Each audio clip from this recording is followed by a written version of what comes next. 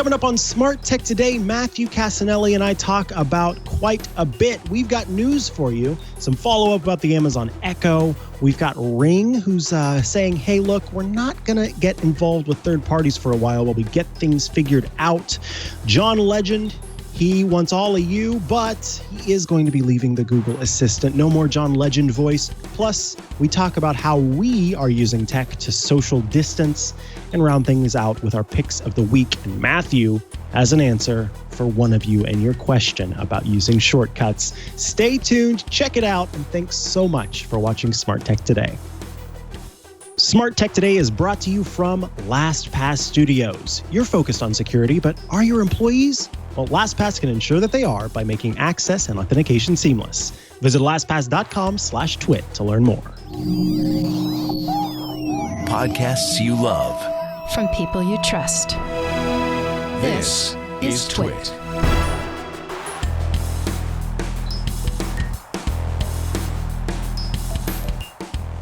This episode of Smart Tech Today is brought to you by Hover. Use a domain name that truly represents you and your passion.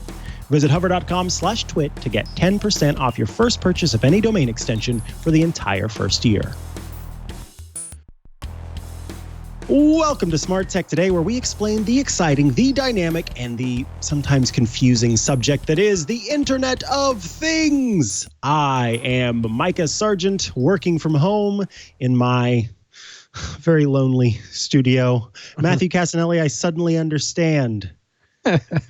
What? Am I lonely? What are you saying? I just get it now. I don't know. Yeah, you're right. That sounded. Wow, you look so much better than I do. I you know what you're doing, clearly. I got a fancy webcam that I paid too much for, but I don't have the full setup like you see some people with the full. I mean, I can hook up a DSLR and everything, but that might be a little excessive for. Man, I don't know. I just got my little. This is easier. C920 or whatever it is here, and you were perfectly crystal clear. It's the Logitech Brio is what I use. Oh, gotcha. Let me just look that up in a minute. Well, we are here to do a show. The coronavirus isn't going to stop us. We are ready and rolling and rearing and running to kick things off. So let's get right into it. We've got more new things that your Amazon Echo can do. I love that we're just keeping up to date with the latest and the greatest of what Echo has to offer. And for here, I mostly wanted to follow up on last week where we were talking about the election information, just because I actually use this for a real scenario and not just testing purposes, because we were watching the Democratic debate and then I just couldn't remember where Biden was from. And so I ran into the other room and asked my Amazon Echo, where is Biden from? And she said Pennsylvania, which I didn't know. And then even just earlier today, I was trying it again, and it was more specific and said Scranton, which I had no idea. You mean the Electric City? Yes. What? Scranton, thank you. Thank you. Scranton, PA? That's incredible. I wish I'd known. And then I asked my Google Assistant, and it said that I asked what are the top cities in Pennsylvania, and Scranton is number 6, apparently. So fun factoid of the day. But yeah, just wanted to follow up on last week's story. Unfortunately, you cannot use the NBA games and the highlights anymore because that is all canceled. So there's been a lot going on in the last week. Yeah, there certainly has. We're going to get to this. We're going to do a little bit of a conversation about work from home. But what I'm finding interesting is that many webcams are sold out on Amazon. Assuming the reason for that is because folks are buying them up. So, we'll talk about that soon. Now, this is an interesting story to me because depending on what service you're using, depending on what platform you choose to use when it comes to your smart tech, you may have companies that are collecting usage information, collecting location information, collecting different information, and then providing it to third parties, or in some cases using third parties to provide analytics information. And one of those companies is Amazon-owned Ring. Now, Ring has been in the news in the past because of its close, cozy relationship with the police force, particularly in the United States.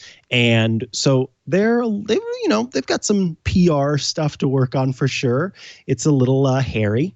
And Ring, assuming in an effort to sort of not be as stand out as that infamous company, is saying, look, we want to give you more control over your privacy. We want to make sure that you are happy and healthy with your privacy concerns. So they're going to stop using third-party analytics services, both in the app and on the website, and give people more opt-out abilities. Yes, so they're temporarily stopping. To be clear.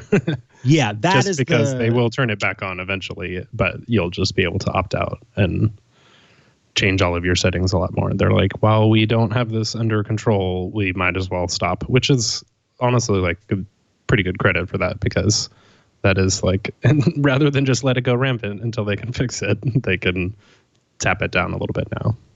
Yeah. So this is a little bit of the statement. We've temporarily paused the use of most third-party analytics services in the Ring apps and website while we work on providing users with more abilities to opt out in Control Center. In early spring, we will provide customers with additional options to limit sharing information with third-party service providers. Now, there are some opt-out features available now. So like receiving personalized ads and things like that. But there are some options that people don't currently have. So until they put that stuff in place, they're just saying, look, we're just going to shut it all off. So I suppose that's one move in a good way. But, that's just one move for a company that a lot of people give the side eye to overall. So we'll see how that impacts things and the way that people feel about Ring. But I got to say, I don't know about you, Matthew, but I know a lot of people who sort of aren't privy to that concern that those of us in the know have. And Ring is the company that I hear more than any other when people are thinking about buying doorbell cams and stuff. Yeah. I mean, they have the might of Amazon behind them. But true. Yeah, it was like, even seeing their booth at CES, I was a little bit like, I might not bother as much, because I was like, just knew it inherently kind of creeped me out, or just like I wasn't totally cool with those practices. So I was like, it's not even, I don't know. I just felt like I was going to go talk to somebody and and bring that up, and then they'd be like all awkward about it or something. So I just kind of steered away. Yeah. But I guess I should have gotten on top of the webcam thing if they are actually being bought up right now. I just wanted it in general, but that is interesting. Now, you have Amazon, who just announced at their last event that Samuel L. Jackson would be a voice that you could use in place of ALEXA's more standard voice. And so you could turn on Samuel L. Jackson, and there were certain things that you could ask Sam instead of ask ALEXA, and it would use his voice and it would tell you jokes, this, that, and the other. Well, the Google Assistant has many different voices, and they're all named after colors. But one of the things that they introduced was the voice of Chrissy Teigen's husband, John Legend. And this was a while back that the Google Assistant offered John Legend's voice. But John Legend's voice is going away. Not in real life, also, just the digital version. Yeah, he's still got his voice in real life. Yeah, that's why I was like, oh no. But yeah, it's basically been about 2 years since they launched it. And it's just kind of like, I assume he had some sort of contract and was like, you can't use my likeness after that, or can't use my voice maybe he'll get a renewal deal or something like that. But yeah, just a couple more, or like, I guess that's only like 5 days from now. March 23rd, it will go away. So get in your John Legend now, I suppose. Wow. Scooter X in the chat said that it says, my Google Assistant had John Legend remind me about him leaving soon. So can you imagine John Legend popping in there and going, hey, I'm going to be leaving your Google Home soon. So, talk to me while you can. And I'd go, okay, John Legend. I wish I knew more of his songs. I was going to make a joke about, like, does he have one about leaving or something like that? Just starts playing on your speaker. He would say, all of me loves all of you, all your curves and all your edges, all your perfect imperfections. Yeah. I also just love the way you introduced him as Chrissy Teigen's husband or wife. Wait. Hey, husband. Yeah. But I'm glad you picked up on that. He's a singer. Right. Yeah. That is, in my mind at this point, yes, he's a fantastic singer. He is an Arthur lookalike. He is a great father. He is awesome in terms of his, what's the word I'm looking for? His outreach to the community. But front of mind for me is Chrissy Teigen because she's one of my favorite Twitter follows. And so in my mind, he is Chrissy Teigen's husband. And you know what? I know he wouldn't have a problem with being called that. He's a pretty cool guy. Yeah, exactly. All right. Yes. Oh, yeah. Also an EGOT. Oh, my gosh. I forgot about that. Yeah. What was his Tony for? Scooter X? I don't know. Yeah. Folks who don't know, EGOT means Emmy, Grammy, Oscar, Tony, a person who has won all of the awards. Whoopi Goldberg is an EGOT. Apparently John the Man Legend is an EGOT. And maybe we'll find out what the Tony is for. But let's move on to talk about the Google Home app. It's going to be adding Nest Cam events in the feed, which means that the Google Home app, whenever you launch it, it's got different information available to you. And one of those will be the events that you see from the Nest Cam. I do want to do a quick follow-up. Scooter X says, won a Tony in 2017 for producing Jitney, which won the award for Best Revival of a Play. Huh. Yeah. Interesting. Yeah. Very interesting. So yes, Google Home app is going to be rolling out Nest Cam events in the feed and improving the lights quick action. That's kind of a big thing, Matthew. I don't know if you feel the same, but one of the things for me with the Google Home app in comparison to iOS's Home app is you can more quickly access controls with the Home app for iOS versus whenever I'm using an Android device, my Pixel 3, to control stuff. That is a little bit more complicated. Yeah, they just kind of have different styles where Google's is more like series. I mean, it lists it by room, and then there's also like this series of on and off switches. But at least for the major thing that I saw was that if you have a smart plug set up with a light, it can actually show up as a light now and not just like a switch that you need to turn on and off. So it's just almost like renaming. You can do something similar in the Home app for iOS where you like rename the product or it's like show it as a light instead of a plug, which is nice. And at least for the Nest Cam events, it's just like, oh, there was some unfamiliar face or something like that, which is hopefully not too creepy. There is a new person in your home, and you should be aware of that. Thank you. Now, this we were talking a little bit about before the show. The Google Assistant is going to add support for sensors and smoke detectors. So you've got bad air quality, a sensor in your home, like this little Eve Room device that I have. It can tell the temperature, it can tell the humidity, it can tell the air quality and things like that. So it could provide you information about the current state of a room, and then the Google Assistant can let you know about that information. It can say, hey, we've detected smoke. We've, detected that the air quality has changed, which is nice because that's another step again, toward what I would say is feature parity across the different assistants, the main assistants, the major players in the space. This also reminds me of another story that is a rumor which we generally try to avoid just because who knows if it'll actually ship. But I did see some stuff where like supposedly, I think it's Siri would be able to like literally hear a smoke alarm going off and be able to alert you to it because it just like can tell that there's like a noise like that, which I think is pretty interesting. The stuff is super helpful. Oh, go ahead. I was just going to say the important thing about that maybe folks don't quite understand or aren't picking up on is that right now you can have a smoke detector, a HomeKit-enabled smoke detector, a smart smoke detector in your home, and there are, depending on the app or whatever it happens to be, you can be notified by that.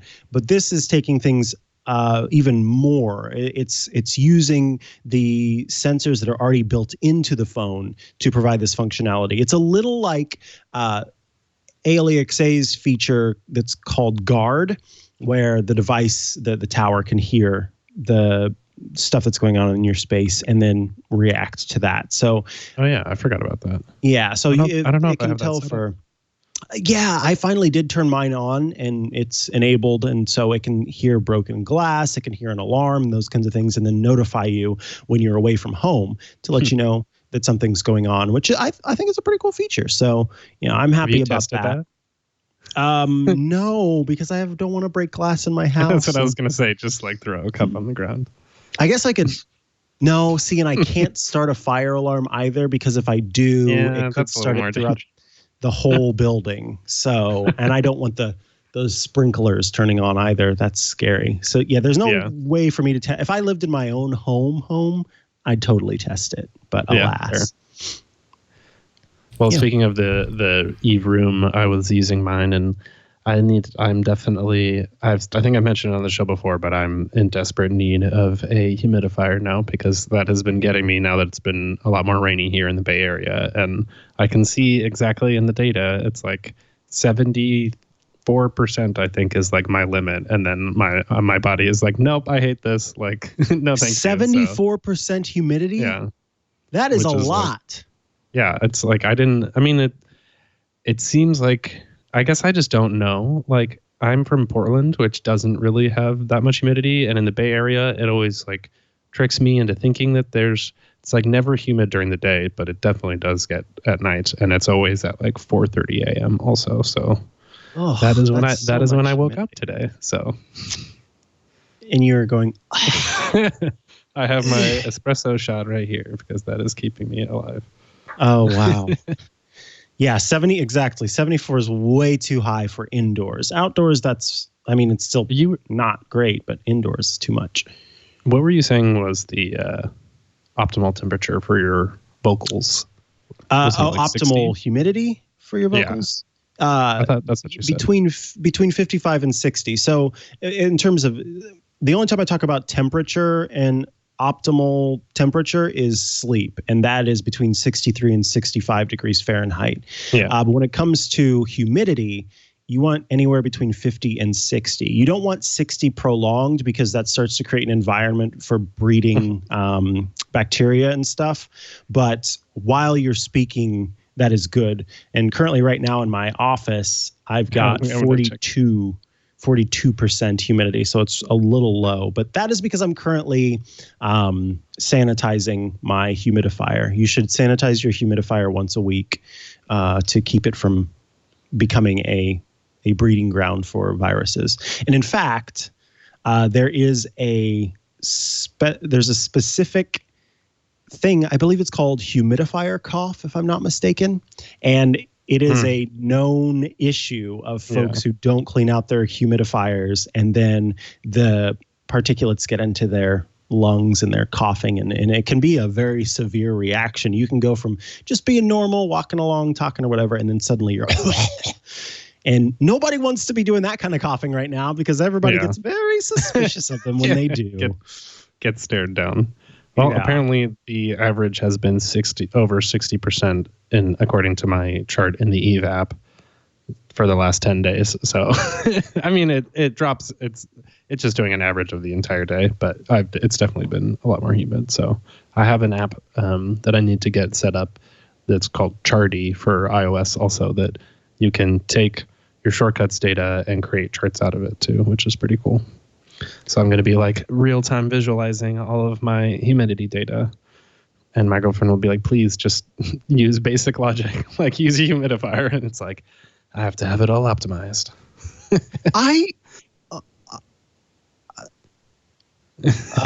Speechless. Okay. Yeah, I am a little speechless. Moving on to the next topic, I was sort of making sure I had everything I needed to know there. I had no idea that there was a mobile app, that there was an app that does Stream Deck stuff. I thought the only way you could do a Stream Deck was if you had a Stream Deck. When was... Yeah, that's from our Stream Deck here. Oh, nice. Wow. Now, is yours a physical Stream Deck? Yeah, it's the it's a little box right on top of the TriCaster here. Aha. For folks who don't know, that is our technical director, Victor. And he has some little soundboard things. I can't believe that there is a dadgum app that I could have been using as a Stream Deck. And we will definitely include a link to that in the show notes so that if folks want to give that a go, they can. All right, so let's talk about Stream Deck. Things have gotten exciting for you, Matthew Cassinelli, because now you can use... This is what's confusing to me, because before you told me that you could use your Stream Deck, you have a physical Stream Deck, that you could put shortcuts into that Stream Deck and launch and tap it and cause shortcuts to happen, right? No, I think I might have just explained it poorly. Oh, okay. So tell me what it did before that you liked, and then tell me what it does now that you like. Okay. Basically, you can use Stream Deck to control what you use on your Mac. And so I have Keyboard Maestro is the main way that I have like automation type things happen when I hit the little button. And Stream Deck has support for OBS, which is the live streaming service that I use, or app that I use. I stream through Twitch and YouTube.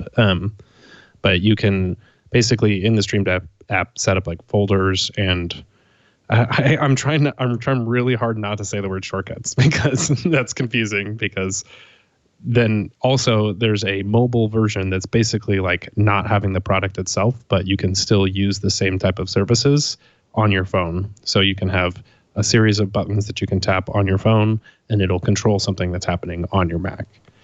And then the news story this week is that you can, if you're using that mobile app and you have your Stream Deck stuff set up there, you can add those to shortcuts and have a Siri shortcut where you like say, change the scene, something like that, and it'll change it for you automatically. So it is like a couple layers deep here on the story, but basically in general, it's the product is built by Elgato, which has a lot of streaming products for people. So in general, it's designed so that you can like tap between the different scenes, change what you're doing live. Like when I'm doing a live stream, I have my DSLR mounted up above me here. And so I can tap one button and it'll change from this camera to the overhead camera really quick, or like a scene where I have them split in half and stuff like that. But basically the app is $2.99 a month and then $25 a year, and you can just use your phone aside instead too.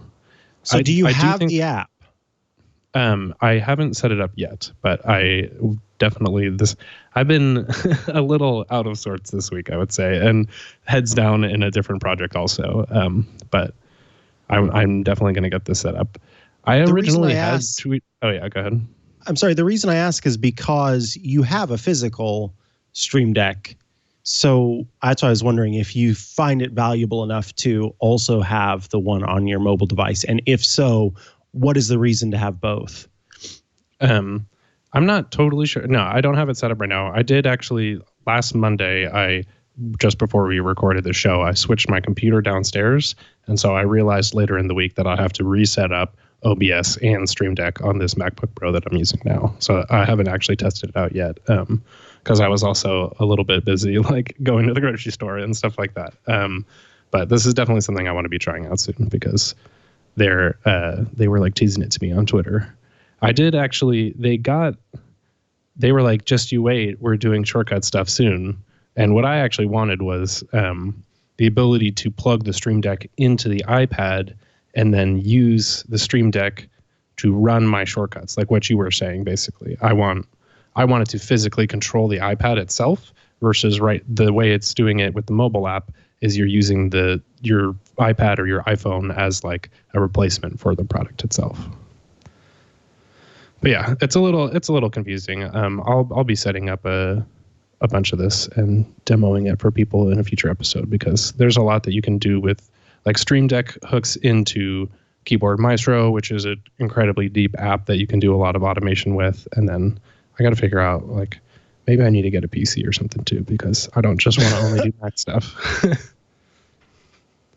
Oh. But yeah, this is fun. I'm glad to see companies like this adopting it. And I mean, especially if you are doing this type of thing, a big demo that they had was just like, if you're a solo person, being able to hands-free shout out to something and have it change the scene for you is really nice. Like, you don't need to have the Stream Deck on a desk next to you. So their demo is like cooking or something like that. Yeah, I am currently playing around with I could control my Philips Hue lights. Yeah, that's a big one.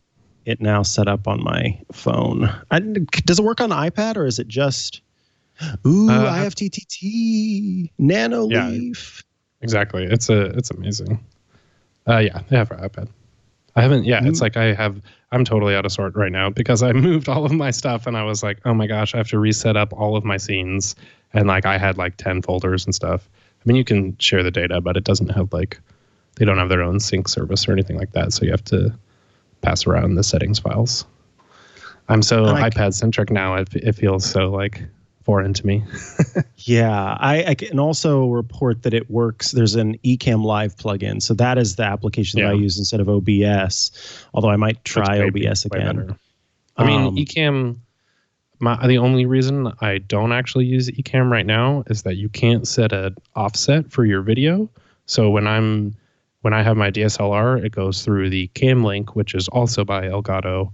And that just has like a 150 millisecond delay. And so I did a bunch of testing, but it's like, if your video is out of sync with the second video that's going and I'm like reaching across the screen, it got really weird when there was delays. So I have everything delayed on different offsets, which is that's not fun to test. That's no fun. Cool. I like this. I mean, I could do anything on my phone, and this is sort of like having the touch bar on a non-touch bar Mac. Yeah.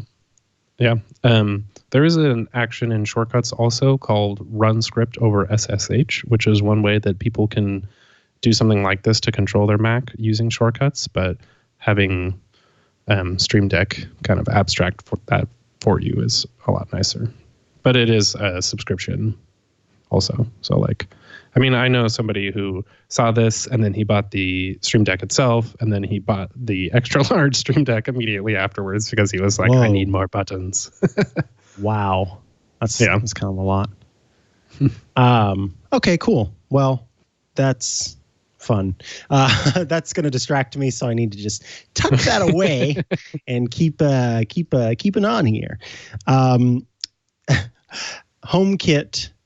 We've talked about this before. It's Apple's framework for controlling the smart home devices that you might have, and one of them, any device that offers HomeKit support can then be connected to your HomeKit home, and you can control it with your voice. You can check in from all of your different Apple devices, and now there is an air purifier that is going to have HomeKit support.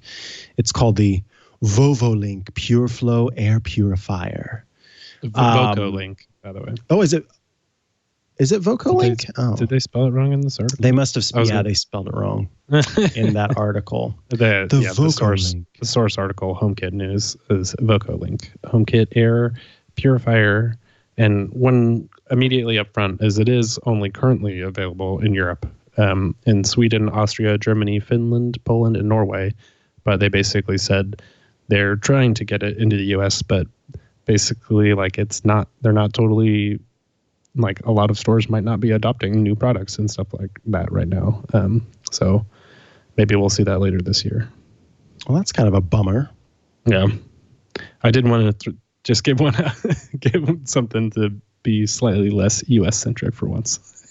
Yeah, that's fair. Sorry, listeners out there who are not, in the US. It's not a bummer for you, and I'm glad that they have some devices. In fact, there are a lot of electronic, like plugs and switches and in-wall type stuff that is not available in the US that is available elsewhere.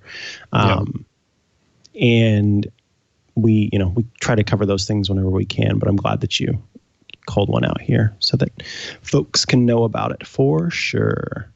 I do have a jerry-rigged HomeKit set up for my air purifier right now, so I don't have any data or anything like that. But like I was mentioning before, I have just a plug set up with it so that I can now say, turn on the air purifier, and it will turn it on. And it has like 3 settings, and so we just leave it at 1, which I've found gets drowned out by my AirPods, which is nice. Not that these are AirPods that I'm wearing. Well, and you could even take it a step farther by setting it up with your air quality monitor to say, when the air quality drops below a certain level, go ahead and turn on my air purifier. Yeah, that's what I'm planning on it. But right now I need to tackle the humidity problem first. I only have one of those sensors, so I'm like moving it from room to room. Oh, wow. Yeah. There's a company called, no, not a company. There's a product from iHome, excuse me, that is less expensive than some of those other in-room sensors. And it has, it's $50 as opposed to $100. And it has 5 different sensors in it. It does motion, temperature, light, sound, and humidity. And so you could, like I said, being that it's less expensive, you could have those in other rooms and use it as, it's not as pretty, I will say. I'll include a link to that in the show notes as well. It's called the iHome Control ISS 55-in-1 Smart Monitor. Perfect. So again, not a great name there, but I've seen them on sale before on Amazon somewhat frequently. So let's see if it's available on sale right now. In fact, it's not even available on Amazon. That's too bad. But you can buy it from Apple's site, from the Apple Store. So yeah, if it's less expensive, somewhat stamped with approval from the Apple Store. Yeah, exactly. And then you're not spending as much money on it, which is nice. All right. Last but not least, tell me about this story in Adweek. This is a different source than we usually talk about, so I kind of like that we're doing a different one. Yeah, basically just that the overall stories or the oh gosh, I tried to catch myself midway. Hold on, wait, no, Victor, do you have a bad sound you can play? Off the Stream Deck right away. I got to get mine and like. There you go. That's the sound we'll make anytime one of us. Yeah, that's it. That's the good sound. Anytime one of us makes an error by saying one of the key words, that's what we should do is whomp, whomp, whomp, whomp, and eventually. There's 2 different ones there. So. Oh, that one's even more intense. Oof. Yeah, we don't want to hear that, and so we will be better about it because we don't want to hear it. All right, tell me, Matthew, about the story in Adweek. Just overall, the main story is that skills have the lowest number total introduced in 2019 since 2016, and I'm just now realizing I had this open in Apple News Plus, which I resubscribed to. Talk about that in a second. Nice. So it is a members only one online, but. Basically, it's just like less people are jumping in and creating new Amazon Echo apps. There we go. I didn't say it again. Than previously, which is kind of like it makes sense. It was like super hot a couple years ago, and I haven't heard of any like super popular ones besides from the company itself recently. But it is interesting that like sort of on a downward trend of people developing new skills. And I don't know. I feel like disappointed, I guess.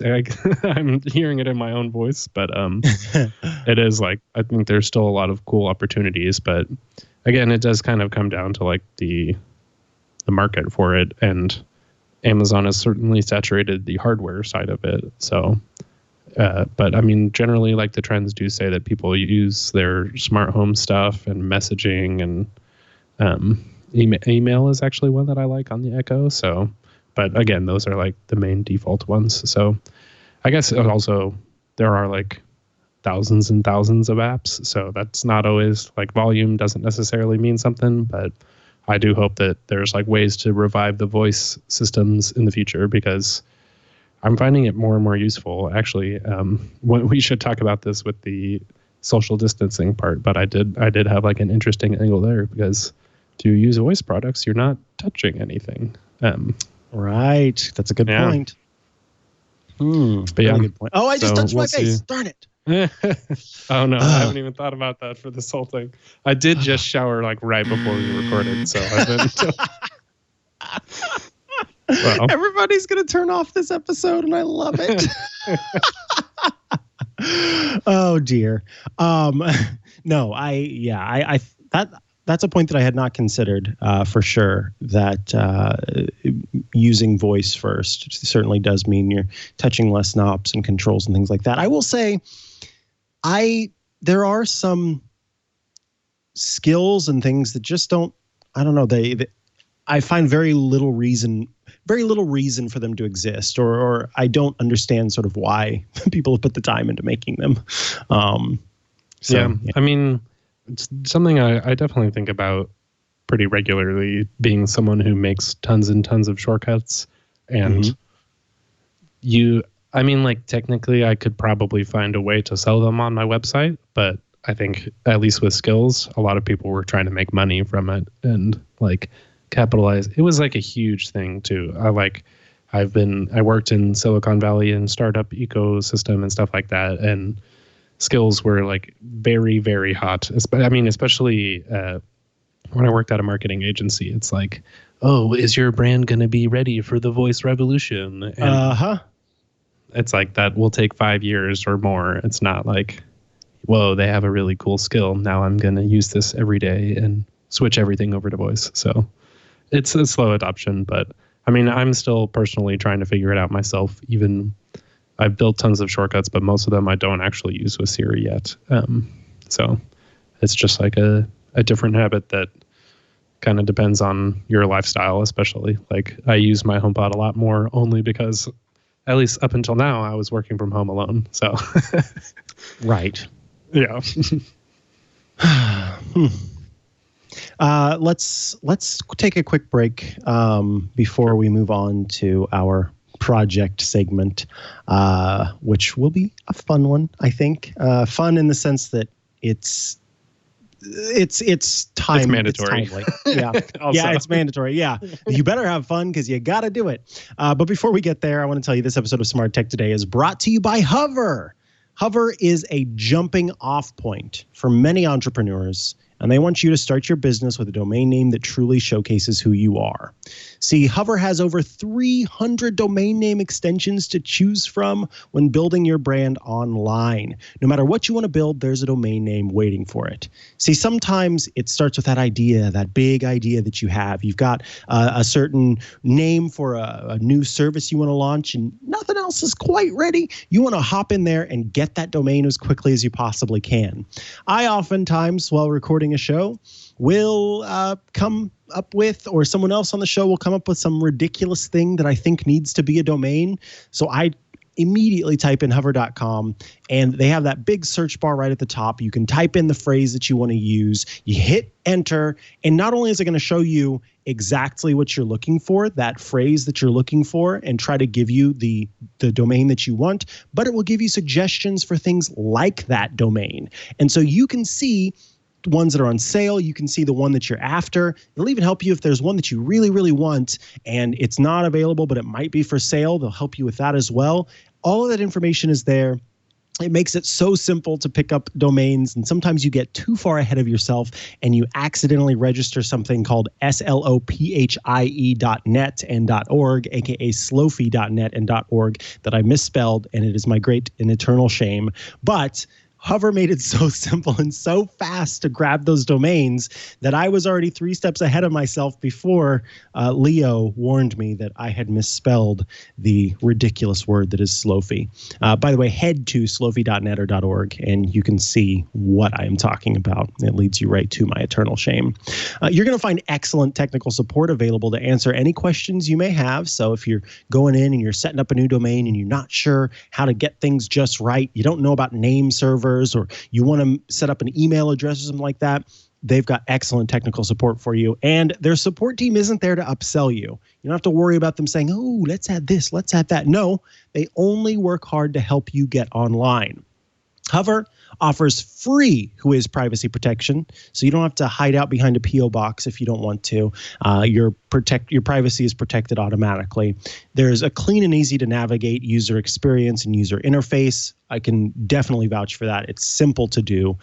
Just the other day, I was pleasantly surprised by a simple feature where I needed to go in and update my records for the contact information. And I thought I was going to have to go in individually on each one and make those updates, which takes forever. No, I was able to update it once and then basically copy it over to all of the domains that I have. Super awesome. Plus, monthly sales on popular top-level domains, TLDs. So when you go to Hover, you can see that they've got sales on some of the best domains, so you can quickly get what you're after, including right now where .ca, oh, Canada, is 40% off. You can get a domain name from Hover at .ca for 40% off. That's pretty doggone cool, especially because, you might not be from Canada, but there are some times where you can be clever and work .ca into it.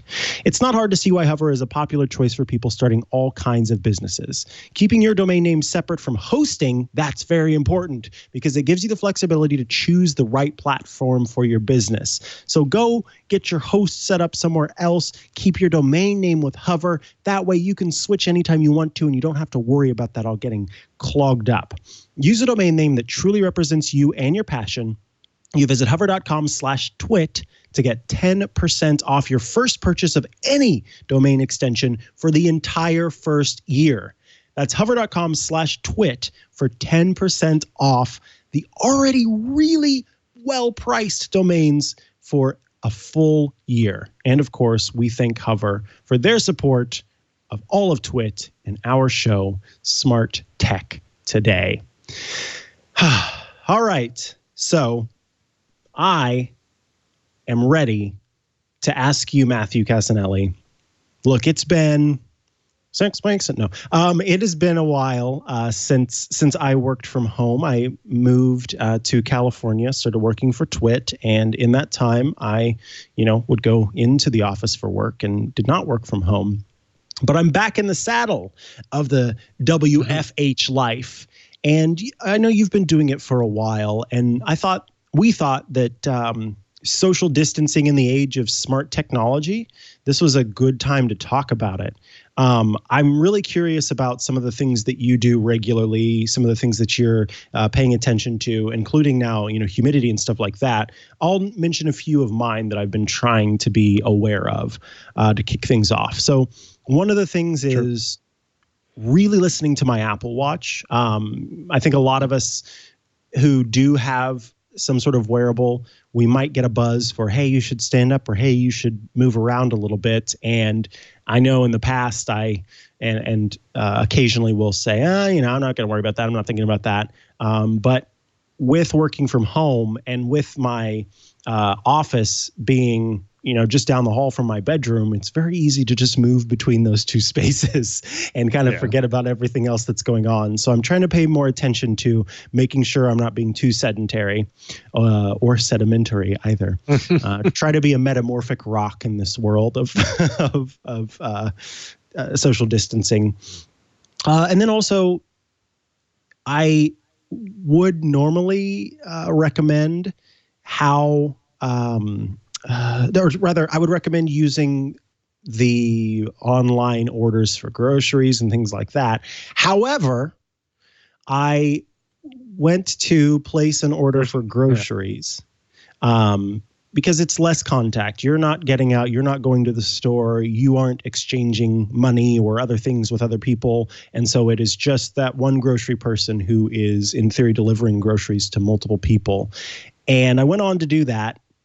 And not only was the service, it seemed like the server was getting overloaded because it would throw an error most of the time.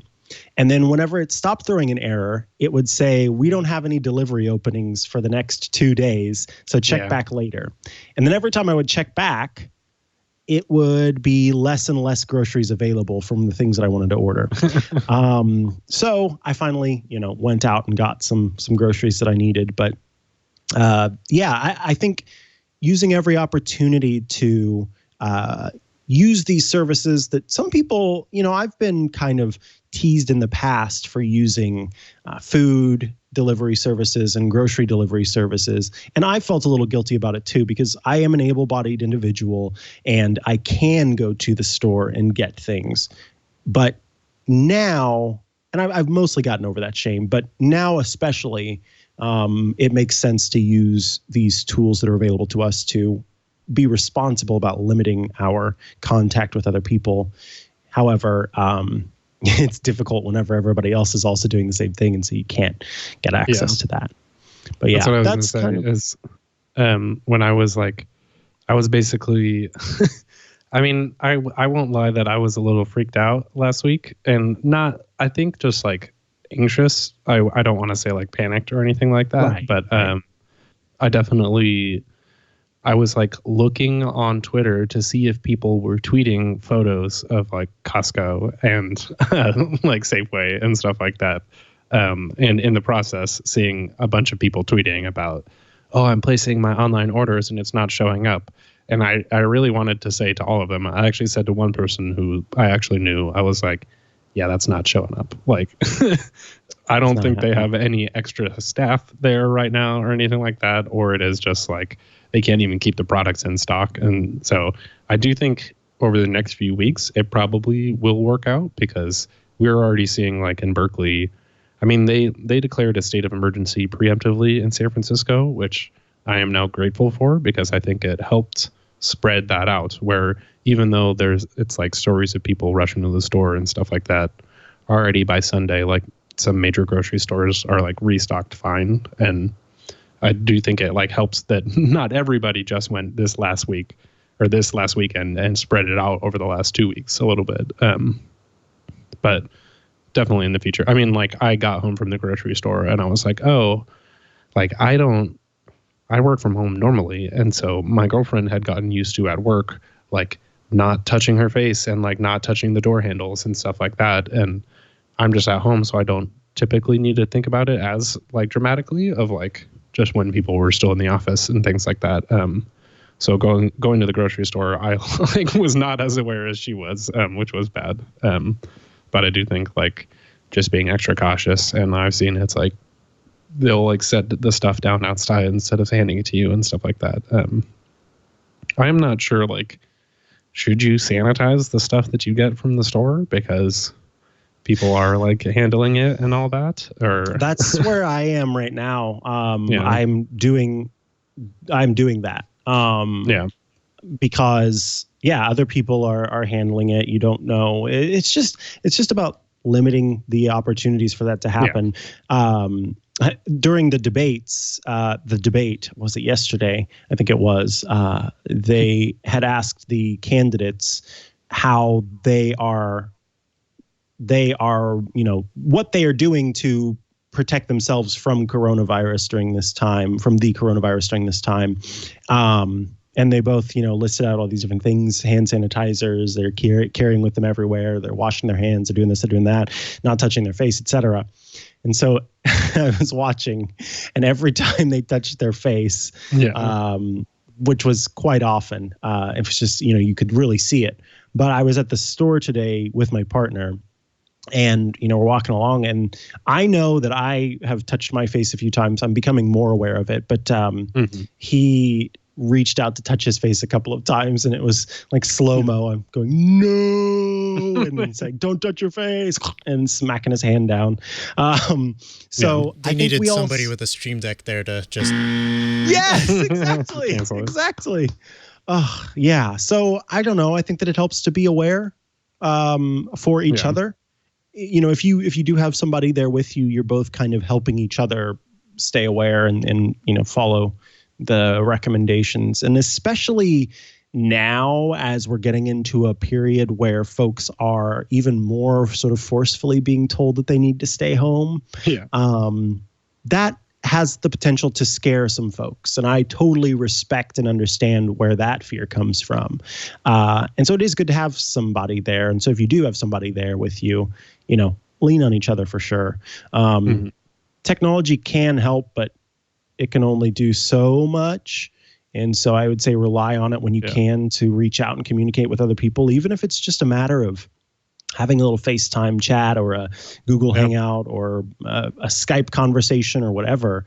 No, it's not the same as physical in-person conversations or what have you, but I know that the opportunities that I've had to communicate with folks has been helpful. So try not to let our ability to send messages to one another easily and simply fill in for a more personal and more direct conversation.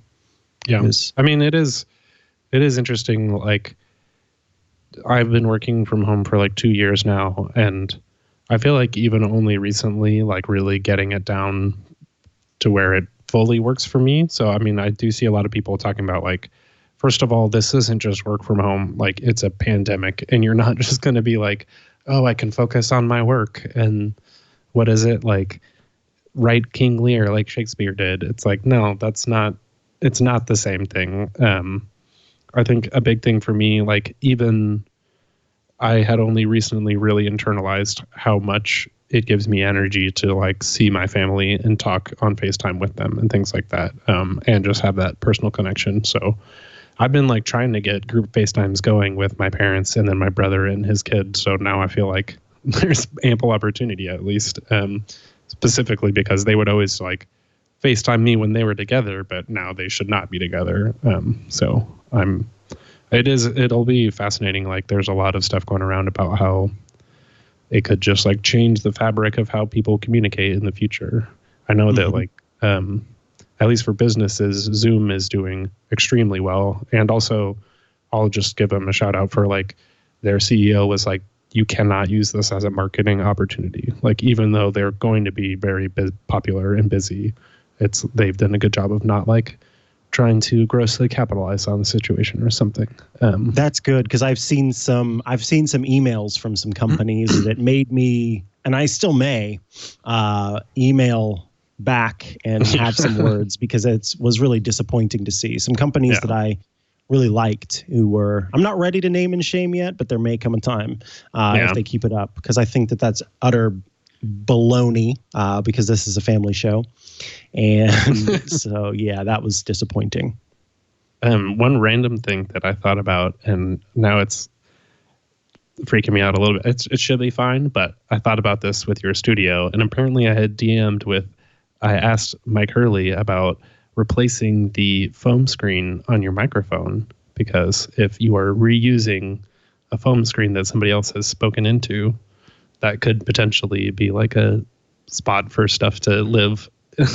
So I hope you guys have spare windscreens at home for your microphones. We all are only using, every microphone is labeled and in its own bin for each of our hosts. So no one will ever use the same microphone for the time being. Is that a general sanitary thing? Well, that's a thing we've now implemented, but I think it's going to be something that we just stick with going forward, because why not?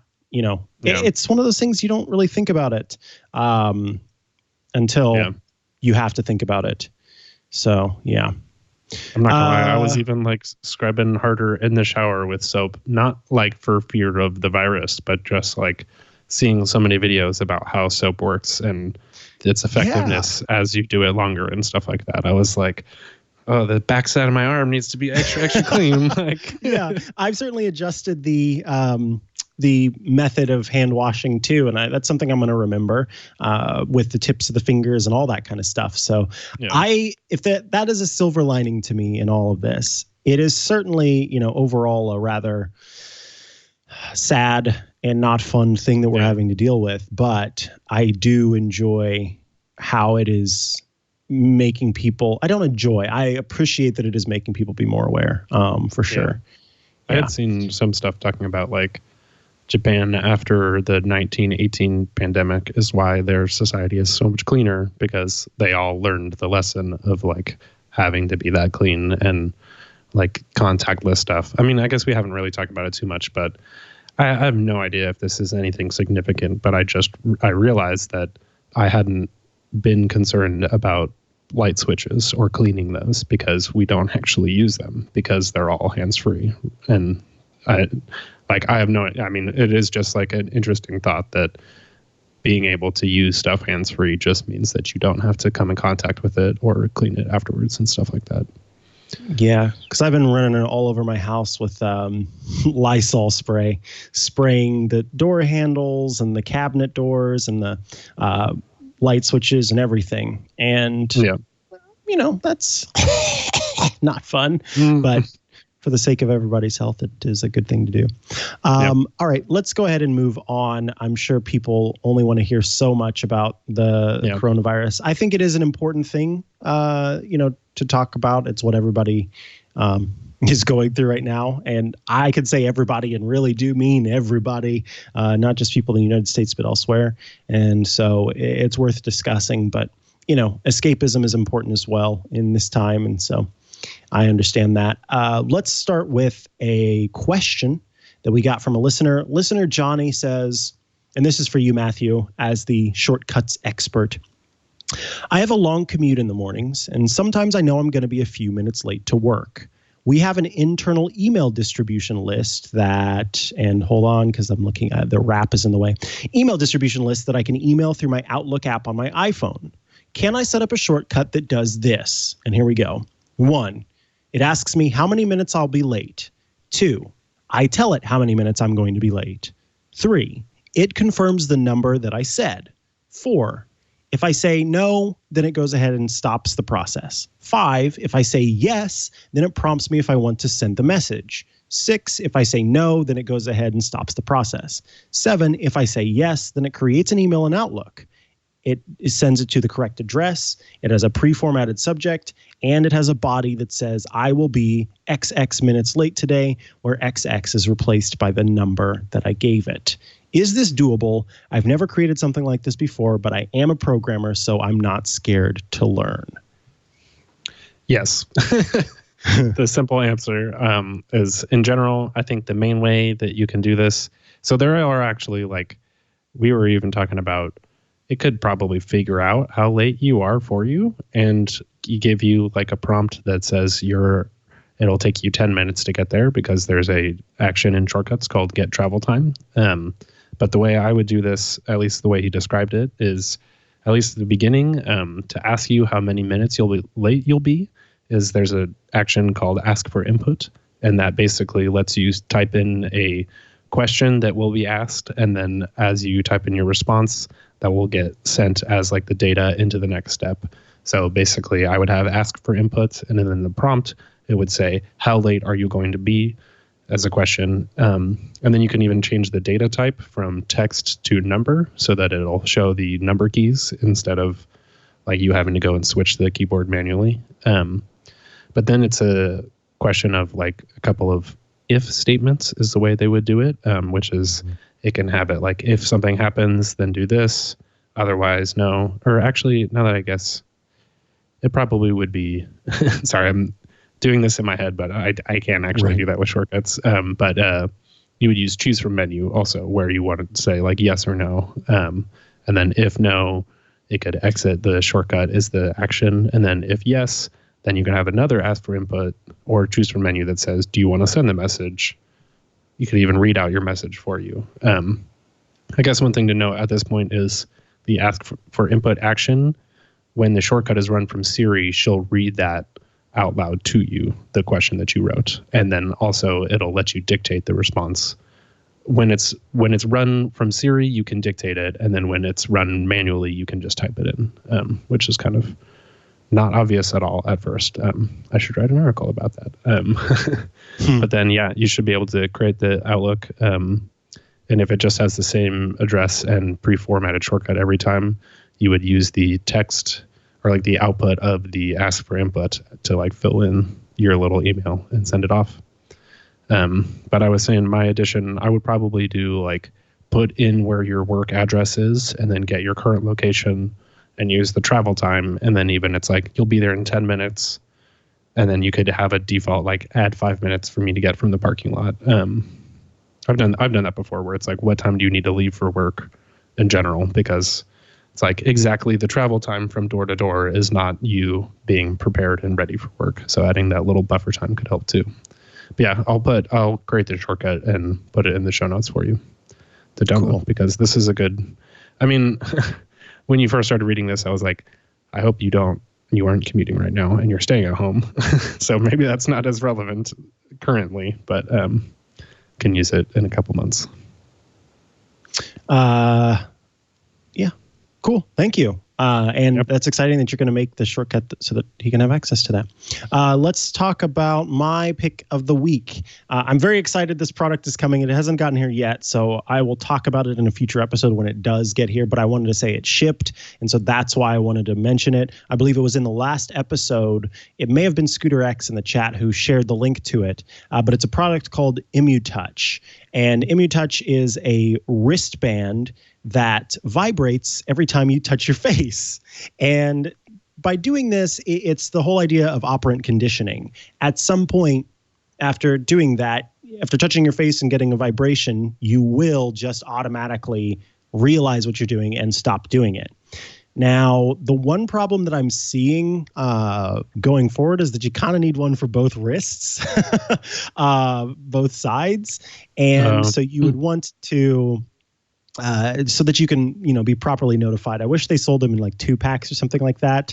It has a 24-hour plus battery life. It's water resistant. You can change the sensitivity. You can stop vibrations after a certain time. Excuse me. And then for most people, it's not going to ship. If you order one now, it won't ship until about April 6th. But I got in whenever this was kind of a new product that was just getting... as far as it goes, using it this way, it was a different technology before. Now it's being used to sort of keep you from touching your face. But I thought it'd be fun to check out how this product works, see if it really does help me.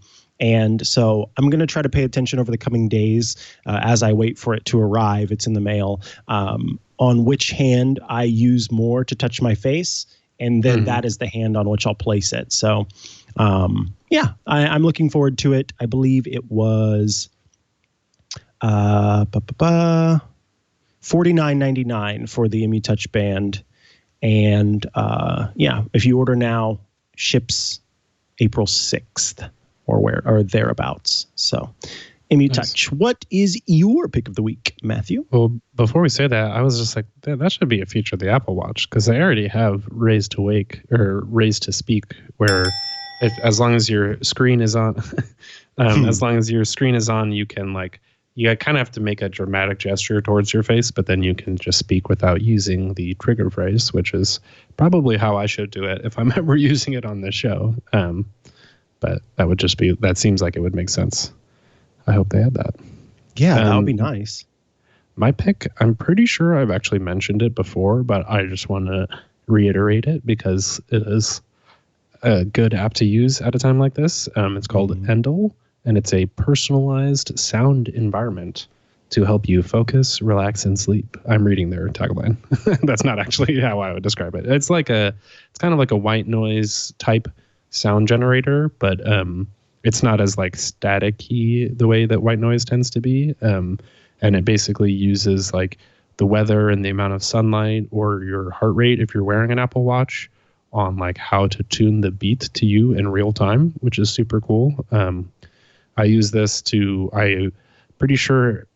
Oh yeah, I guess I could say one thing about working from home is that I have been taking naps, and this app has helped me sleep with those. It puts a little soft beats into your ear kind of thing. But going on walks and things like that, which you are allowed to do social distancing as long as you are 6 feet away from people that you don't live with. I saw that even though we're locked down in the Bay Area right now, you're still able to go on walks, which is recommended if you are going stir crazy, basically. But I really like this app for putting it just like it, especially with noise canceling on the AirPods, is really nice because you can just kind of like tune out sounds without it being music, which kind of takes your brain away. And podcasts like this, which I love for certain occasions, but when you're really trying to focus on work or something like that, I do find the focus mode works really well. And they have cool, like, I actually didn't know about some of these partnerships, but they have stuff like a web player where you can try it out that's sponsored by Smart Beats by Smart Water, or like a always on Twitch stream that you can fall asleep to. And I guess they are one of the people who are still making Amazon Echo skills because they have one of those as well.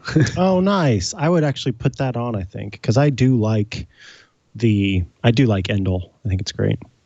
And they did actually offer me a couple of free passes, so maybe I can give you a trial and maybe a couple of our listeners or something. I'll have to talk to them. But yeah, you'll have to figure that out because I have it. I'm good to go, but maybe nice. If a listener reaches out or something, it's up to you. Don't message me. I don't know anything about it. You just have to get in touch with Matthew Cassinelli. Speaking of, if you want to get in touch, if you want to get in touch with the show, you can do that at stt@twit.tv. That is not where you send a request for Endel. Matthew can tell you where you can do that. But stt@twit.tv is how you, like Johnny, can have your question answered on the show. We record the show live every Monday at about 7 p.m. Eastern. That's 4 p.m. Pacific, which is 2300 UTC. If you head to twit.tv/live, that is how you can stream it live and all of the different places that it's available, be it Twitch or Periscope or what have you. That has links to all the places. Then, of course, head to twit.tv/STT. That is the page we just had up where you can go and click on the links to subscribe to the show in whatever format you choose, audio, video, whatever app you want to use. And of course, we are also on YouTube. So be sure to like and subscribe. And that is where you can do that. Matthew Cassinelli, if folks want to follow you, maybe send out an Endel request, etc., how do they do so? On Twitter is @Matt Cassinelli, because there is not enough characters for my full first name. And I figured the last name made more sense, but it's MattCassinelli. And then also Matthew Cassinelli on YouTube. What about you? Awesome. I am at Mikah Sargent on most things, most of the social platforms. You can also head to chihuahua.coffee, CHIHUAHUA.coffee, which has links. And by the way, thanks to Hover for that domain. You can see all the links to the stuff that I do there. All right, folks.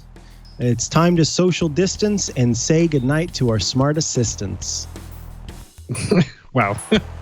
That was a good pun. I was not prepared for that.